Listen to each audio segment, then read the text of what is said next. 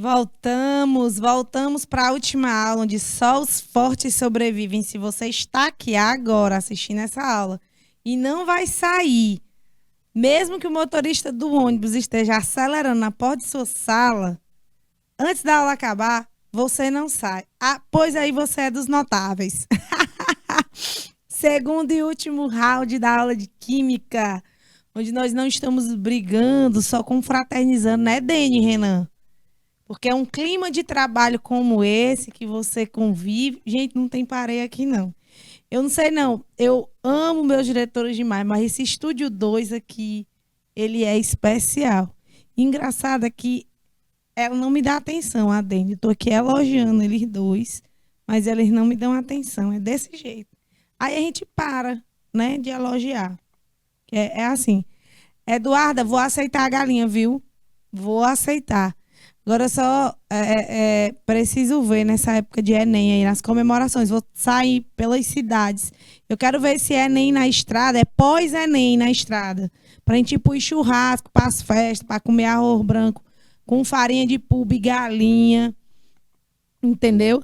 Eu quero ver isso aí. Tem um pré-Enem na estrada em que a gente viaja para dar aula para vocês. Eu quero saber se vai ter o pós-Enem na estrada. Para que a gente comemore, né, com vocês, porque só o dia de luta para nós e o dia de glória para vocês, que é isso. Não é assim não, viu? Dia de luta, dia de glória, a gente também quer participar da luta e da comemoração. Já começa, Gabriel. A gente começa aqui em Teresina no sábado, na verdade no sábado, PPL, né? Para pessoas privadas de liberdade. Eu vou estar lá na penitenciária aqui de Teresina. E no domingo, com toda a pompa do mundo, no Teresina Hall, vai ter os nossos profs maravilhosos abrindo esse programa incrível que é o Pré-ENEM na Estrada. Você fique ligado para ver a programação do Pré-ENEM na Estrada, saber se ele vai para a sua cidade, quando vai, tá? Porque já tem, acho que toda a programação divulgada, então a do mês de agosto já está sendo divulgada aí para vocês. Bora lá? Bora continuar? Então, Eduarda já disse que eu sou bem-vinda, viu, Renan? Então eu vou poder fazer o negócio lá. Então, como eu estava explicando para vocês, ao final da nossa última aula, eu expliquei para vocês que a mudança de estado físico, ela vai envolver apenas uma variação de temperatura. Se essa variação de temperatura for o suficiente para romper as interações, aí eu vou ter uma mudança de fase de agregação.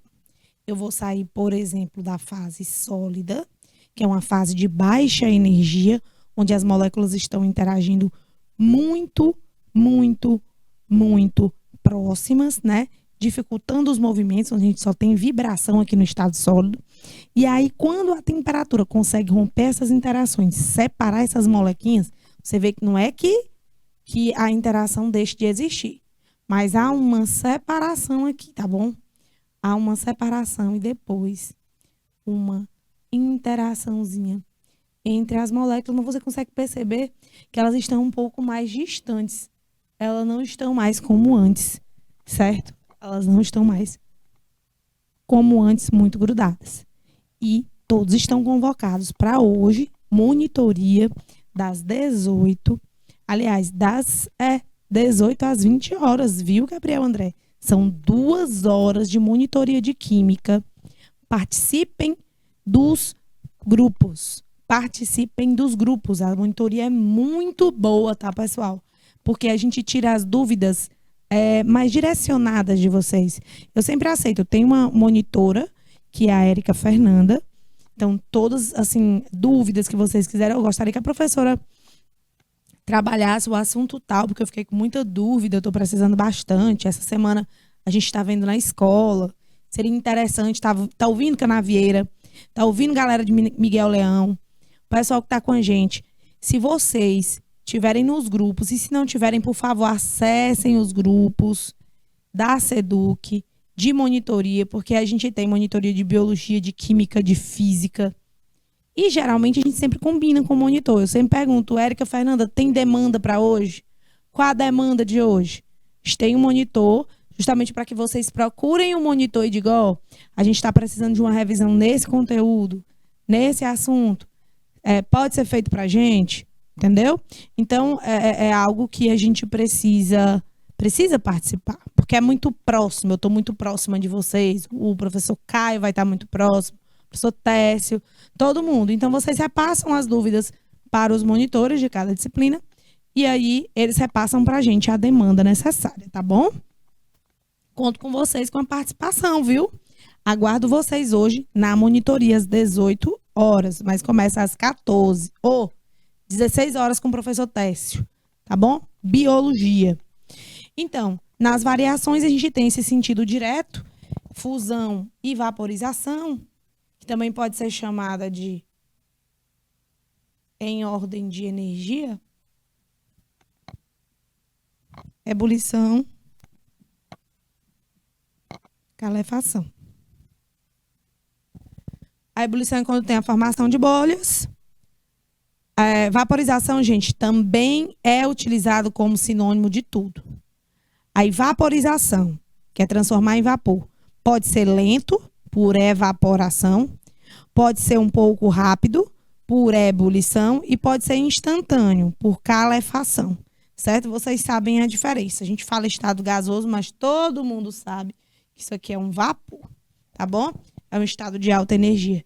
E a volta, pessoal, e a volta aqui do gasoso para o líquido. Como é o nome? Já expliquei para vocês a explicação do copo suado.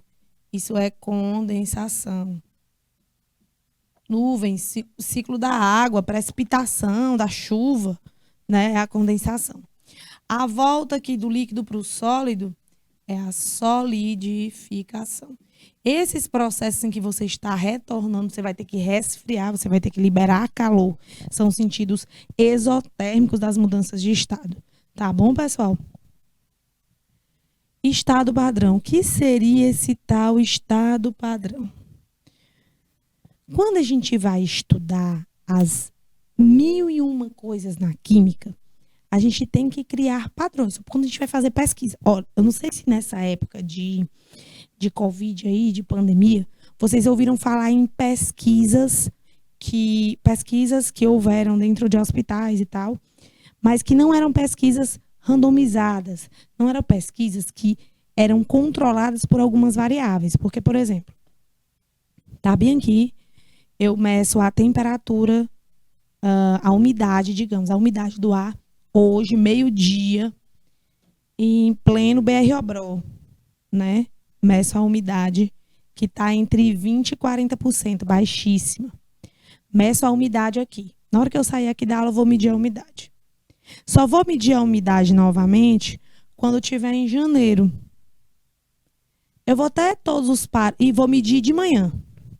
Eu mantive o parâmetro? Não, eu tenho que pegar. Posso pegar épocas diferentes, porém eu tenho que manter o parâmetro. Vou manter o local de medição, eu vou manter o horário, eu vou manter o aparelho de medição, tá? E durante quanto tempo eu fiz essa medição. Então, eu tenho que ter um padrão para poder analisar quais são as outras variáveis, o que vai modificar ali, tá? É igual quando a gente tá, por exemplo, não sei quem já passou por isso, hoje em dia as pessoas usam só um cabo HDMI, mas eu não sei vocês, Renan, Denis, vocês já passaram muito por isso, os cabozinhos, que eu acho que é RCA, né, Renan? Que tem o vermelho, o branco, o amarelo. Quem nunca com problemas de conexão no DVD, né, no videogame, não tentou, trocou, botou esses cabos, tirou do lugar, botou em outro, o branco no amarelo, o amarelo no vermelho. Você estava fazendo uma tentativa. Você tinha um padrão. Eu já sei qual é o padrão. Aqui tem as cores. Vermelho, branco e amarelo. Ou verde, branco e amarelo. Tem o padrão lá. Então, você vai testar o padrão. O ideal é que o padrão obedeça, né? Não que o verde funcione no amarelo. O amarelo funcione no amarelo, o branco no branco, o vermelho no vermelho. Então, quando a gente fala de estado padrão, também é praticamente isso, tá? Para a gente definir o estado padrão de uma substância. Então, como é que eles definiram isso, pessoal? Eles disseram que é o estado físico dessa substância para um alotrópico mais estável nas condições ambiente de 25 graus Celsius e pressão de 1 atm, tá? Então, entalpia padrão, entalpia de uma substância no seu estado padrão. É o alótropo mais estável. Cara, o que é o alótropo mais estável? Vejamos, vou dar um exemplo. Em relação ao elemento químico oxigênio, ele tem a alotropia sofrendo no gás oxigênio e no gás ozônio. Quem é o alótropo mais estável? O alótropo mais estável é o gás oxigênio. Não existe ozônio assim na nossa atmosfera. É lá na ionosfera, né?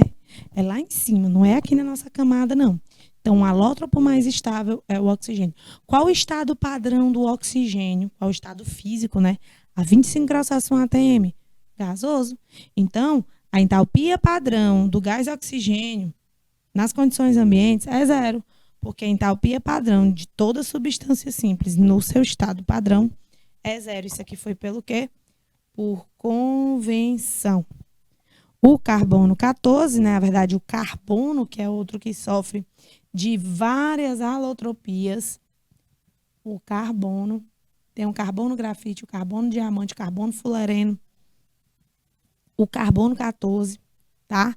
Também tem alótropo, o enxofre, o fósforo, existem vários casos de alotropia, que é você formar substâncias simples diferentes a partir só de um elemento químico, né? Então, pessoal, por favor, por convenção, toda substância simples no estado padrão possui entalpia igual a zero. Entalpia padrão de substância simples é igual a zero, tá bom? E a equação, Érica, como é que eu represento? Vejamos bem que é a equação de decomposição da água oxigenada. Vocês conseguem balancear essa reação para mim? Um minutinho para a galera me dizer os coeficientes estequiométricos. Os coeficientes estequiométricos da reação de decomposição da água oxigenada. Um minutinho, Renan.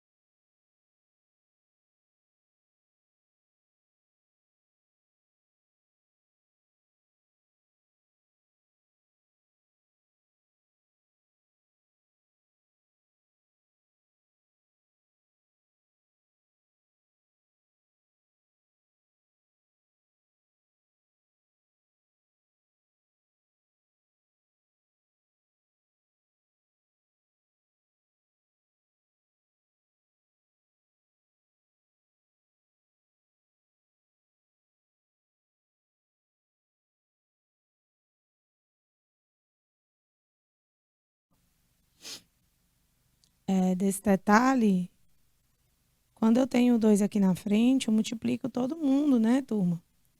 Então, 2 vezes 2, 4, dá 4 hidrogênios. 2 vezes 2 aqui, ó, 4. E aí, 2 vezes 2, oxigênio, 4. 2 vezes 1, 2. Com mais 2 daqui, 4, não é isso, Gabriel? Isso, muito bem.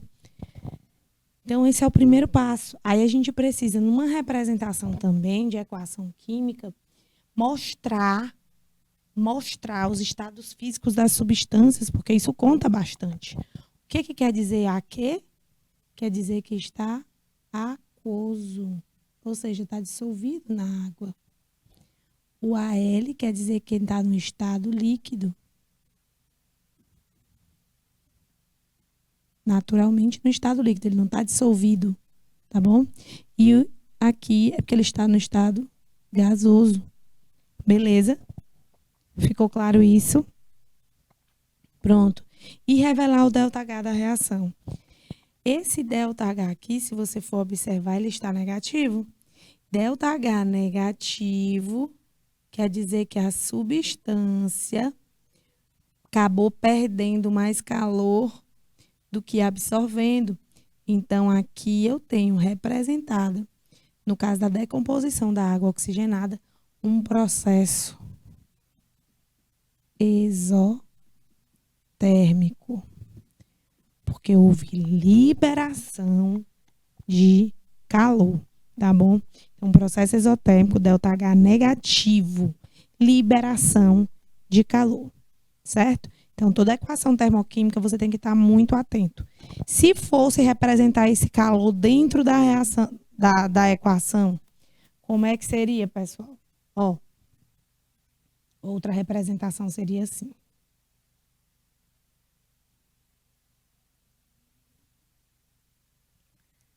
Olha só, 2H2, O2, aquoso. Esse calor está sendo absorvido pelo reagente ou é um calor que está sendo liberado? É um calor que está sendo liberado, não é? Então, se ele liberou, é porque ele está do lado dos produtos. Então, eu vou lá, escrevo a água líquida, mais o O2 gasoso. E aí, eu adiciono os 196 quilos. Érica, mas não é negativo, e aí tu botou positivo. Porque ele está do lado dos produtos. Isso aqui é a outra representação. Isso aqui mostra-se que houve liberação de 196 quilojoules de energia, tá bom? Houve liberação de 196 quilojoules de energia. É isso que está mostrando essa outra representação. Então, anotem isso aí, tá bom? Anotem isso, porque esse daí é justamente uma informação muito importante, Gabriel. Toda vez que você anota, você consegue fixar muito mais o conteúdo. Anotem isso, tá? É importante. Não é brincadeira, não.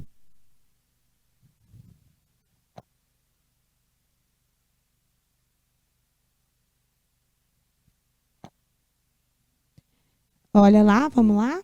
Não, tá bom, tá bom. Os meninos já copiaram aí, né? Entalpia das reações, vamos lá. Dentro da classificação, gente, das reações químicas, a gente pode falar de entalpia de formação, que é o calor envolvido na formação de um mol de uma substância a partir das suas substâncias simples, que estão no estado padrão. Lembrando quais são as condições do estado padrão? É o alótropo mais estável.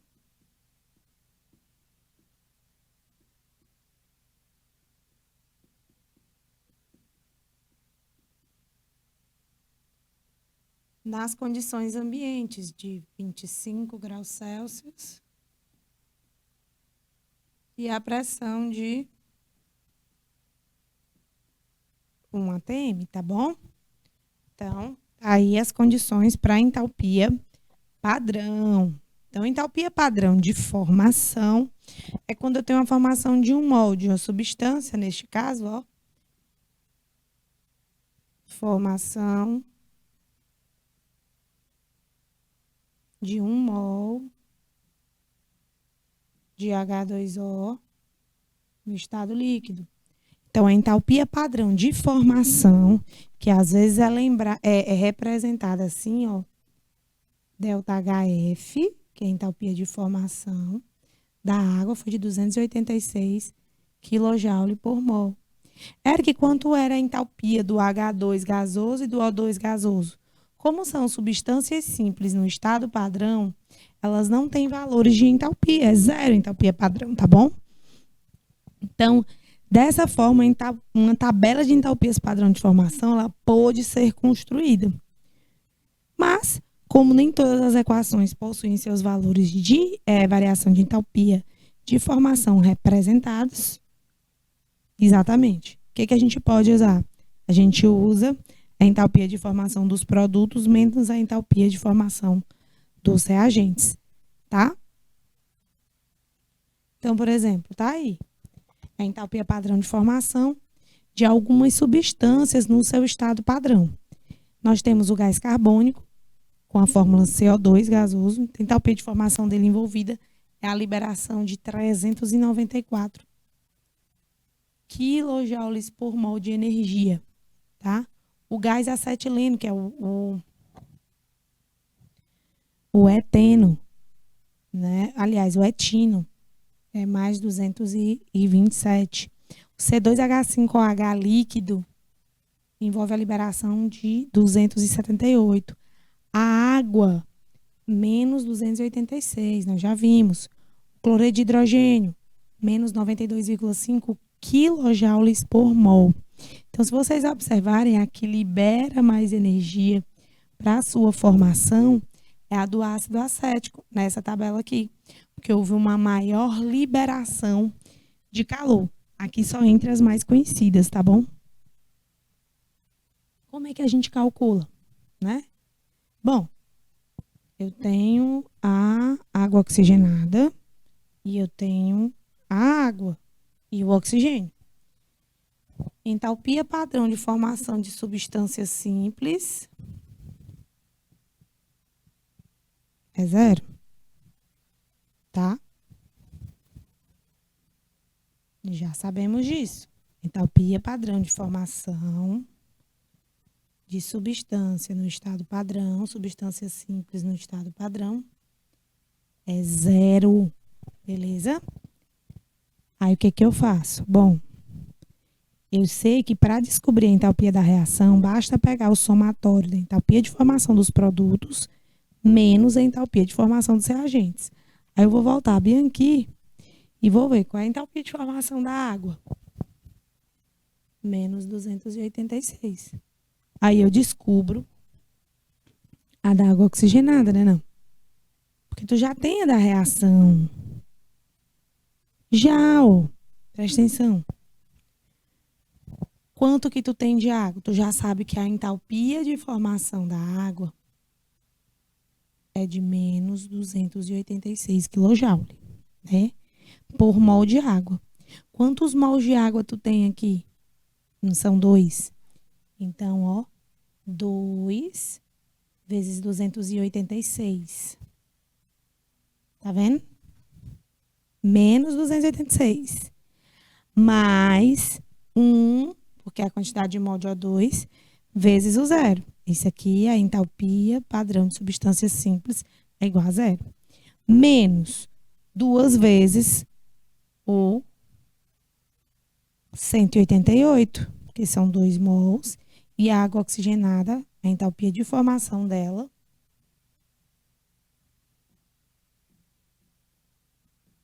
é de menos 188 kJ por mol de água oxigenada. Mas aqui tem 2, portanto, 2 vezes menos 188, que resulta na variação de entalpia que eu já sabia, que já tinha dito lá na reação, de menos 196 kJ por mol. Então, eu tenho como descobrir também de um reagente a partir da entalpia da reação e de outros produtos envolvidos, tá bom? Quando você muda o tipo de reação, você muda também o tipo de entalpia. Se eu estou me referindo à entalpia de combustão, eu estou falando da energia liberada na combustão de uma substância. Então, toda vez que eu queimo um mol de uma substância qualquer no seu estado padrão, eu tenho uma energia liberada aí. E essa energia liberada aí é a variação e a entalpia da combustão. As reações de combustão são aquelas que ocorrem que um combustível reage com um gás oxigênio, que no caso é o comburente. Sempre que forem combustíveis orgânicos, vai produzir CO2 e água. Todas as reações de combustão, eita, isso aqui é importante demais. Todas as reações de combustão possuem energia negativa, porque todas elas liberam calor. Todas elas liberam calor. Então, portanto, é uma variação de entalpia negativa. Todas as reações de combustão possuem entalpia negativa. O ΔH é menor do que zero. Gente, isso é muito importante. Tá? Você não pode esquecer. Toda combustão pode ser chamada de entalpia de combustão, ΔH de combustão, calor de combustão, entalpia padrão de combustão. Só está dizendo que é uma reação de combustão. Então, vou dar um exemplo aqui para vocês. Ó, um composto, um hidrocarboneto queimando.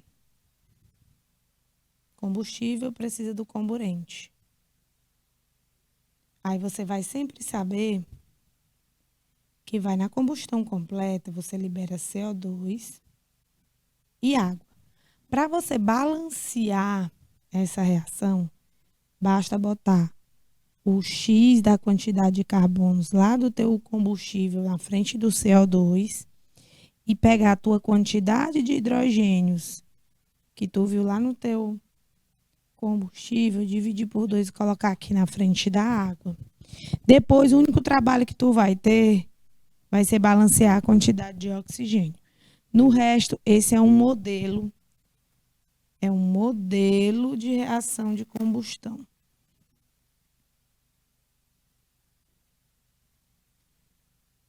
Esse aqui é um modelo de reação de combustão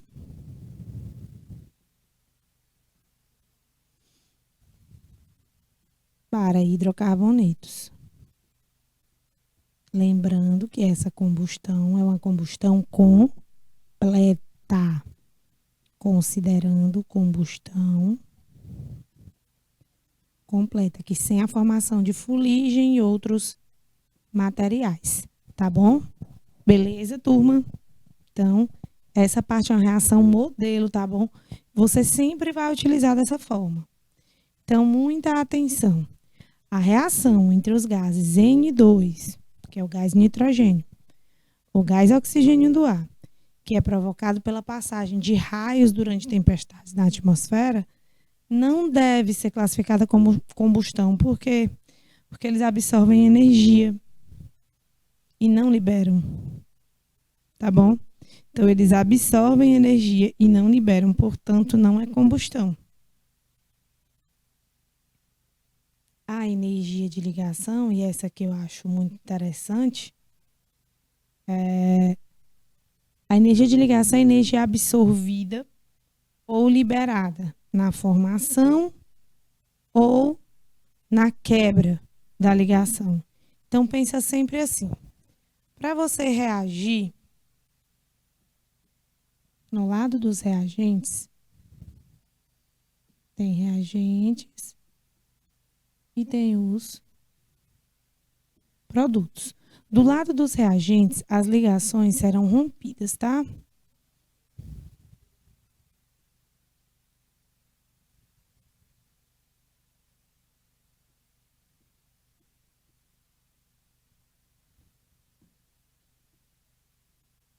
caso dos produtos, eu vou ter uma formação de novas ligações.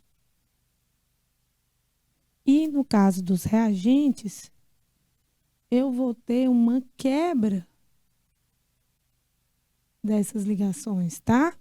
Então, se eu vou quebrar a ligação aqui,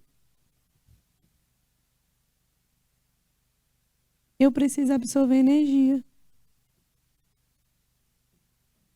Então, não pense você que a energia envolvida na quebra da ligação tem que ser maior que a energia liberada na formação dessa mesma ligação.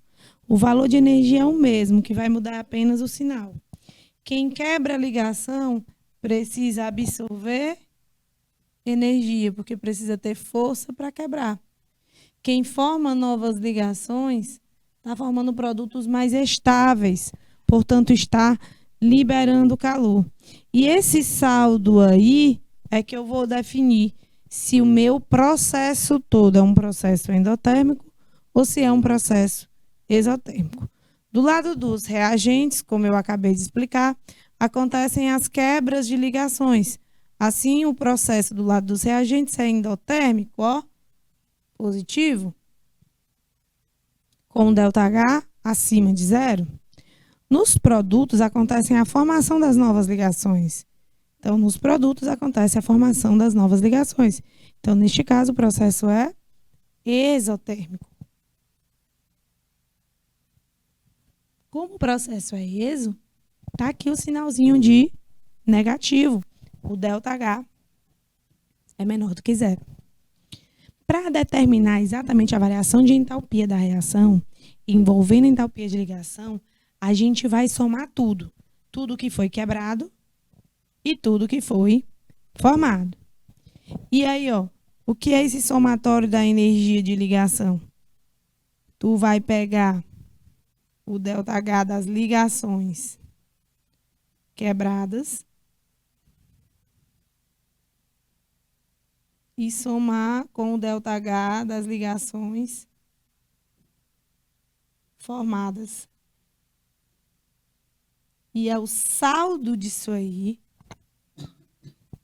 perdão, é o saldo disso que vai me dar o ΔH da reação, tá bom?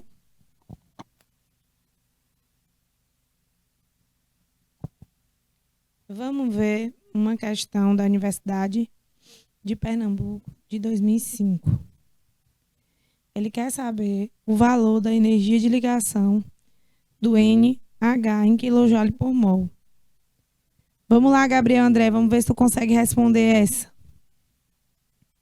Ó, inicialmente você vai escrever a reação colocando as ligações. Então, eu vou te dar essa colherzinha de chá aí, tá? Mostrando as ligações. Pode dar 2 minutinhos aí, Renan, para a galera fazer essa questão.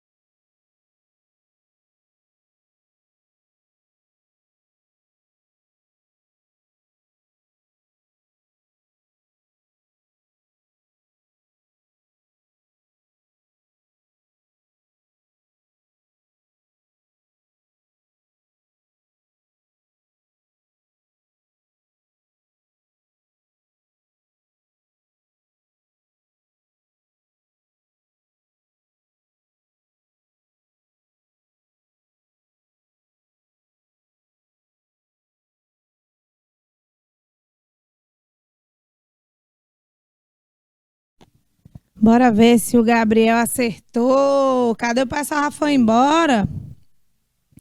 Não, né? Muito bem, bora ver se o Gabriel acertou. 3 vezes 432, porque são 3 ligações de hidrogênio. No caso é positivo por quê? Porque está sendo quebrado. Lembra que eu expliquei para vocês? Para a gente quebrar a ligação, a gente tem que ter força, né? Então, por isso que é positivo. Então, aqui no caso do nitrogênio, a gente tem só uma ligação tripla. Essa ligação, ela custa energeticamente 942 quilojoules, né? São valores que já foram dados na questão, então a gente já tinha acesso a isso, produzindo 2 de amônia. Só que a gente tinha, na verdade, só o valor dos reagentes, o valor total da reação, e o que ele quer saber é o valor da energia de ligação do NH, né? Nem do NH3, do NH. Mas para chegar lá, você vai ter que descobrir primeiro do NH3. Então, aí é Y. No caso, 6 vezes Y, porque são 3 Y, né, que são 3 ligações NH, vezes o 2, 2 vezes 3, 6. São 6 Y aí. Então, vamos ver como é que faz. O ΔH da reação é menos 78. Eu já tinha esse ΔH aqui da reação. Posso mostrar aqui para vocês, ó. Ele já tinha sido dado, ΔH menos 78.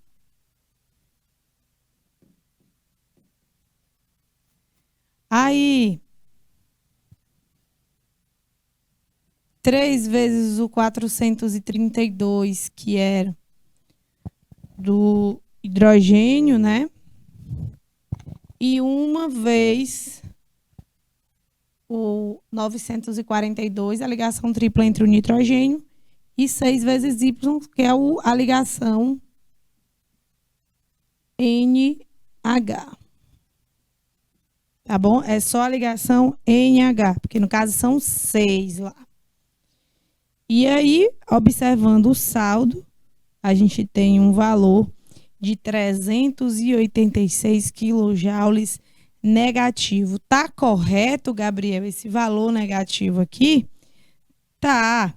Por quê? Porque tá do lado dos produtos, a ligação formada, toda ligação formada, a liberação de energia já era um valor esperado para o NH. Tá bom? Vamos agora para a nossa lei de Hess. Bom, gente, a variação de entalpia de uma reação é sempre a mesma. Ela não vai mudar, independente do número de etapas. Por isso é que a gente diz que é uma grandeza intensiva. Extensiva só me interessa o início e o final. O que acontece nesse intermeio aqui não me interessa. Não vai modificar o resultado, tá bom? Então, como calcular a reação A mais B produzindo C? A partir dessas equações aqui. D produzindo A mais K, que eu tenho que mudar para o A ficar do lado que eu quero, porque aqui na minha questão o meu A está do lado dos reagentes e aqui está do lado dos produtos. Então, o que foi que eu fiz? Eu tive que inverter. Se eu invertir, inverte também o sinal. Era positivo aqui, passou a ser negativo. E aí, inverti todo mundo de lugar. Aí, o B é do lado dos reagentes. Está do lado dos reagentes? Tá, maravilha. Não vou fazer nada com ele, permanece. A gente diz assim, ó, não mexe. Tá vendo? E o M produzindo C. O C está do lado dos produtos, eu quero do lado dos produtos. Só tem um molde C? É, então também Não mexe. Pronto. E aí, o que que tu vai fazer? Vai somar todas as equações. O ΔH da primeira com o da segunda e da terceira, para atingir a reação que tu quer. E aí, ó, membros iguais de lados opostos. Cancelo, cancelo, cancelo e cancelo. Quem foi que sobrou na primeira equação? Sobrou o A mais o B, já produzindo o C. Tá vendo, Gabriel? Então, o ΔH, a entalpia dessa reação é calculada somando o valor do ΔH1 com o 2 e o 3. Beleza? A aplicação no vestibular. Determine a quantidade de calor nessa reação. Bora lá, Gabriel André. 3 minutos, Renan, para a gente responder essa questão. 3 minutinhos.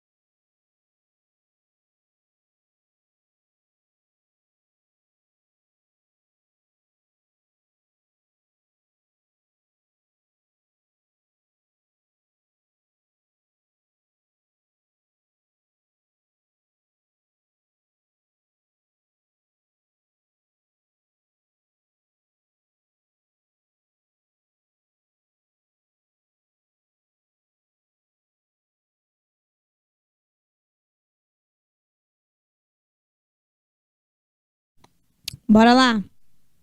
Vamos ver, Gabriel, como é que a gente faz? Primeira coisa, Gabriel, você identificar os reagentes e produtos. Eu tenho ferro sólido no meu reagente? Não, eu tenho FeO sólido. Vou procurar lá na primeira reação. O FeO, aqui não é, aqui não é. Aqui é, ó. Procuro na outra, tem? Não tem, só tem FeO na primeira reação. Está do lado dos produtos está do lado invertido. E, além do mais, a gente tem 2 mols na reação final. E aí só tem um. Então, além de inverter,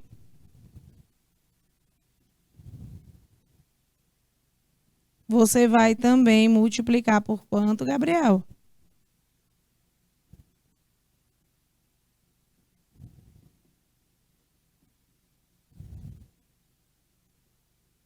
Todo mundo por 2, inclusive o ΔH. Por quê? Porque eu preciso de 2 mols aqui na frente, ó. Eu preciso de 2 mols. Muito bem. Aí, vou atrás do meio mol de gás oxigênio. Eu tenho meio mol aqui nessa primeira reação. Tenho 3/2 aqui, né? Vamos esperar para ver. E o Fe2O3, 1 mol no estado sólido do lado dos produtos, eu estou encontrando aqui 1 mol no estado sólido do lado dos produtos. Então, muito provavelmente, com a segunda equação, eu não vou fazer nada. Vamos ver aqui como é que fica. Vamos para a resolução. Então, a partir dessas equações, eu identifiquei, como eu já havia marcado para vocês, os caras que eu queria na minha reação aqui, que foi o que ele me pediu, tá bom? Eu já identifiquei os caras. Como é que eles têm que ficar? Que eu vou ter que inverter e multiplicar todo mundo por 2, né? Eu vi isso.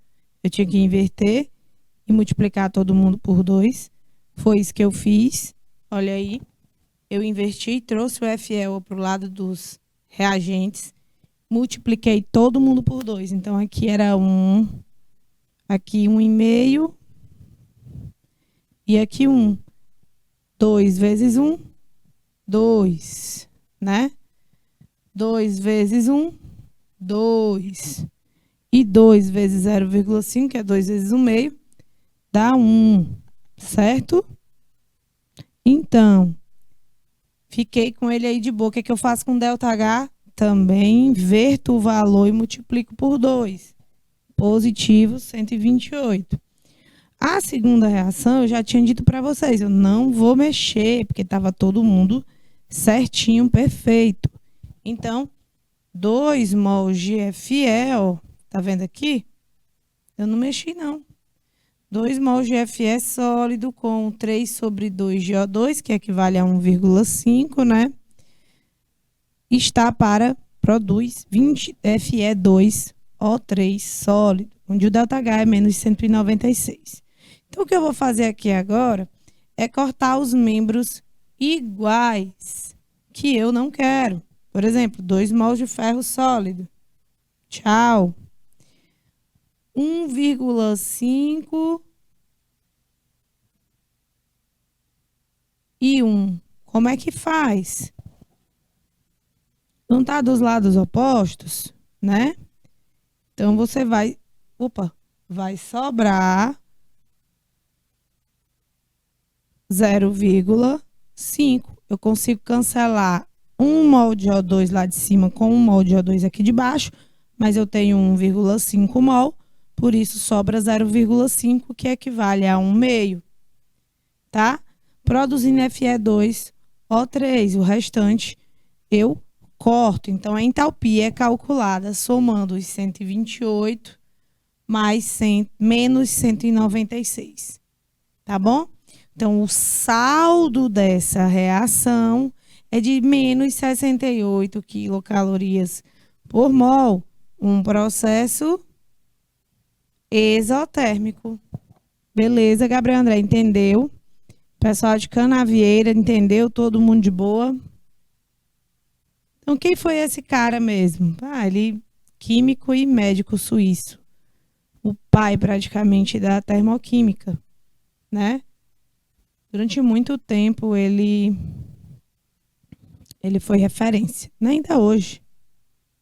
Então, é uma história muito bonita, Ele começou a estudar medicina em 22 e quando foi em 1840, ele já tinha publicado a Lei de Hess. Estudo começou em 1822, em pouco tempo, em 1825, já se formou como médico lá na Estônia. Esse era o Hess, tá? Da Lei de Hess. Então, vamos fazer juntinhos aqui essa questão. Eu vou montar essa equação, Gabriel, para a gente responder. Olha só, eu tenho ligação CH. Quanto custa uma ligação CH? 435. Na ligação CH, eu tenho quantas aqui, ó? 1, 2, 3, 4. 4 ligação CH. Então, vai ser 4 vezes 435. Mais. Quanto é a ligação C dupla C? Quanto que é?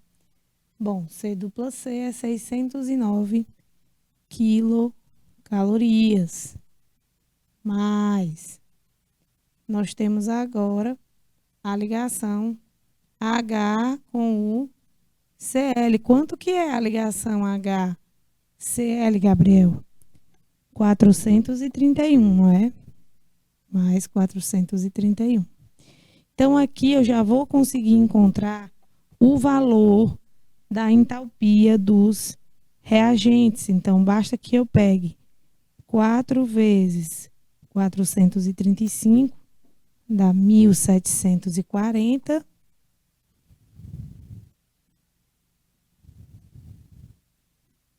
Mais 609 mais 431.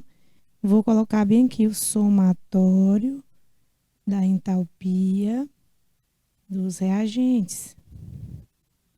A entalpia dos reagentes, pessoal, ela é positiva ou negativa?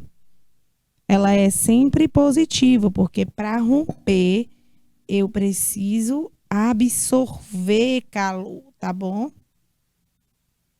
Então, para a gente não se confundir, deixe para colocar o sinal logo que você terminar o cálculo, tá? Então, a variação de entalpia dos reagentes é 2.780 positivo, porque está do lado dos reagentes. Precisa absorver. Então, vejamos aqui no produto. Bom, o produto, a ligação HC. Quanto que é a ligação HC? 435. Eu tenho quantas? 1, 2, 3, 4, 5. Então, eu tenho 5 vezes 435. Você observa que eu não botei sinal ainda, tá? Eu não botei sinal ainda. Eu não quero botar sinal ainda, que eu não quero confundir. Quanto que é a ligação carbono-carbono? Ligação normal. Carbono, carbono. Bom, a ligação normal carbono-carbono é 345. Eu só vou botar uma vez porque só tem ele, tá? E aí eu tenho também uma ligação carbono-cloro, que custa 339 quilocalorias, ó. Carbono com cloro, que custa 339 quilocalorias. Eu não posso botar sinal agora. Ah, Erika, eu posso? Pode. Eu não gosto muito, porque eu acho que o risco de vocês confundir é muito grande, tá? Então, 5 vezes 435, 2.175, mais 345, mais 339, que dá 2.000.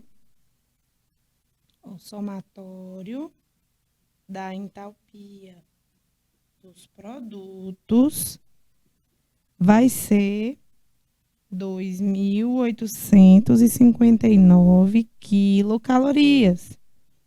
Mas aí, agora que entra a história do sinal. Positivo ou negativo? Negativo, né, Gabriel? Porque formação de ligação é um processo exotérmico. É um processo exotérmico, onde há liberação, né? Muito bem. Então, como é que eu determino a entalpia dessa reação? Eu já tenho a entalpia dos reagentes e já tenho a entalpia dos produtos. Quanto que fica? Bom, eu vou pegar o saldo. Tu absorveu 278 quilocalorias e liberou 2.859. Primeira coisa que tu tá vendo de cara. Tu liberou mais do que absorveu? Foi, eu liberei mais do que absorvi. Muito bem, Gabriel André.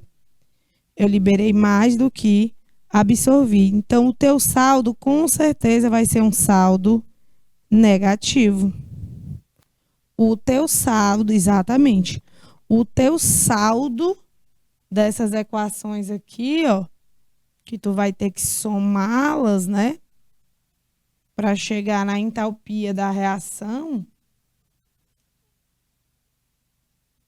vai ser um valor total e completamente negativo. Porque você acabou liberando mais calor do que absorvendo. Você liberou mais calor do que absorveu. Né? Então, o saldo aqui vai ser um saldo da reação de menos 79 quilocalorias. Um saldo negativo, um processo exotérmico. Valeu, Gabriel. Valeu a galera de todas as cidades que ficaram até agora ligadinhos na nossa aula de Química, onde a gente aprendeu um bocado sobre energia envolvida nas transformações. Beijo grande no coração de vocês. Até a próxima. Tchau.